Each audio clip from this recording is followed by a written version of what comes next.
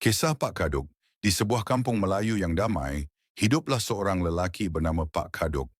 Orangnya baik, penyabar, tapi satu hal, dia tak begitu bijak. Namun dia terkenal kerana memiliki ayam sabung paling gagah di seluruh daerah. Sebelum saya meneruskan kisah ini, anda boleh tulis di ruangan komen tentang kisah apa yang mau saya ceritakan. Dan jangan lupa untuk subscribe dan like supaya tidak terlepas dengan cerita yang seterusnya. Satu hari, pertandingan sabung ayam dianjurkan oleh orang besar dari istana. Orang kampung berkumpul, sorak-sorai menggegarkan tanah. Dan seperti biasa, ayam Pak Kaduk jadi sebutan ramai. Tapi sebelum pertandingan bermula, datang seorang pembesar, tersenyum penuh muslihat. Katanya, "Pak Kaduk, kita tukar ayam sebentar. Ayam aku tak lincah, tapi siapa tahu nasib." Tanpa banyak soal, Pak Kaduk setuju. Dia terlalu lurus, terlalu percaya. Pertandingan bermula. Dan seperti dijangka, ayam yang asalnya milik Pak Kaduk menang besar. Pak Kaduk melonjak gembira. Disorak orang kampung, disanjung tinggi. Dia rasa dialah juara sebenar. Tapi kegembiraan itu tak lama. Pembesar itu ketawa, lalu berkata, "Yang menang itu ayam aku. Kau hanya penonton. Taruhan itu milik aku." Pak Kaduk terdiam. Baru dia sedar. Ayam yang menang bukan lagi miliknya. Dan kerana taruhan itu, tanahnya tergadai. Kampungnya diserahkan. Dia menang sorak, tapi kampung tergadai. Orang kampung ketawa kecil. Ada yang simpati, ada yang geram. Tapi semuanya tahu, Pak Kaduk hanya jadi alat dalam permainan orang besar. Sejak itu nama Pak Kaduk kekal dalam cerita orang tua.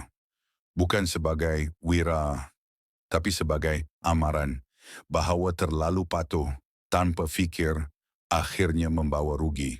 Setelah peristiwa itu, Pak Kaduk dan keluarganya pun membawa diri.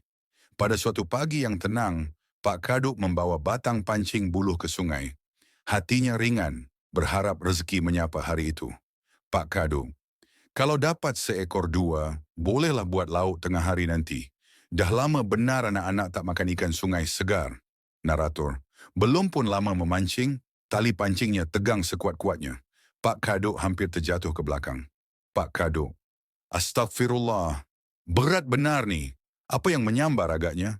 Narator, dia menarik perlahan, jantungnya berdebar. Dari dalam air muncul seekor ikan tapah yang sangat besar. Sisiknya bersinar seperti perak, matanya seolah memahami. "Pak Kaduk, Masya Allah, besar sungguh, tapi lain macam ikan ni." Narator, tiba-tiba terdengar suara, bukan dari darat, tapi dari ikan itu sendiri.